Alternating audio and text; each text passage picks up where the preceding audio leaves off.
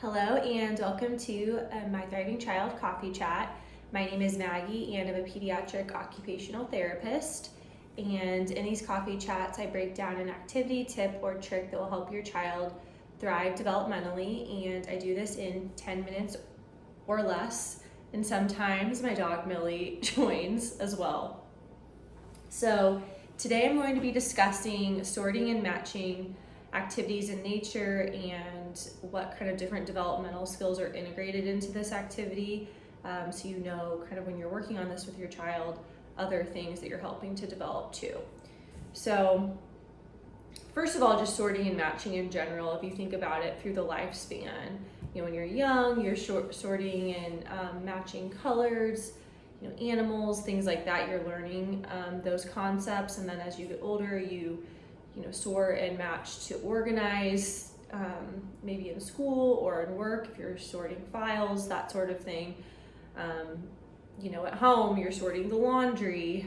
So it really is a lifelong skill, but it also incorporates different things. So especially when you're working on it out in nature, they're having to pick up and grasp lots of different objects. So they could be using that pincer grasp. They could be using more of like a power grasp that you'd use to hold a larger item. So they're working on developing and strengthening a lot of those fine motor muscles in their hand. So just by having that repetition of grasp and release and working on that precision and coordination. So that's just an example of, a skill while you're working on this sorting and matching. They're also getting that benefit as well.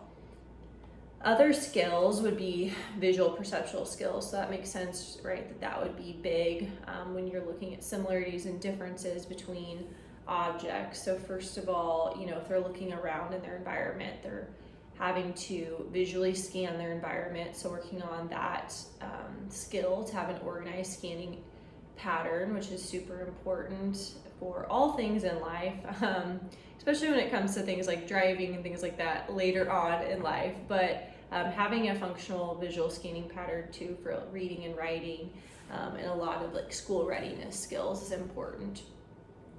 So another visual perceptual skill is visual discrimination. So being able to find the differences and categorize objects, symbols, and shapes, and being able to do this by recognizing different patterns, textures, colors, size, form, position, just looking at those details and being able to differentiate based on those, interpreting that information. Also form constancy, so that's the ability for them to understand that a form, shape, or object stays the same even when its size, position, or environment changes. So, an example could be if they saw a pine cone in their yard, would they also be able to recognize it when they're out on a nature walk with you at a different park? So in that different environment, or maybe it was a really big pine cone and then they see a very small one on a walk somewhere else. So again, being able to recognize that that's the same thing. So, and that, of course, that also goes, for position too. If something is oriented to the left or right, so they're seeing the same object but in different positions. Looks like Millie's gonna get down. Another one is being able to just get a lot of different sensory experiences. So obviously they're getting a lot of tactile, that touch processing. They're touching lots of different items outside. So getting more exposure to different textures is a really good thing, especially at a young age, getting more experiences with that, talking about, the differences, similarities with that sensory component. And yeah, it just naturally comes up. So this is a really good activity to pair with an outdoor scavenger hunt or a nature sensory walk, because you can collect those items and then sort and match at the end. Just some examples of different items that you can sort in nature: rocks, flowers, twigs, different cones like a pine cone, leaves, nuts, that sort of thing. So anything that they can really find out there. And it gives them like an outlet to be creative with it, right? So they can decide the things that they're going to look for, and match and sort.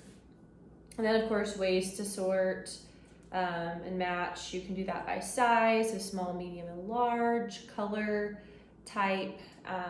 For example, a tulip versus a daisy or something like that. Or even just if you're, a pine cone versus a leaf, you can really grade that and challenge that to where they're at and what they're learning about and interested in and what makes sense for them.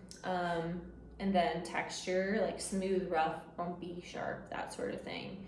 So you can use like a tray to sort them, or different buckets, or just make different piles like outside. So a really fun activity. And again, I like to just kind of highlight the developmental things that it works on, skills that it works on, so that when you're out there doing this with your child, you kind of know ways to grade it, and kind of what skills they're working on, so you can kind of implement the task in a way that it works on those skills. So that is it for today's coffee chat, and I appreciate you joining me. Thank you.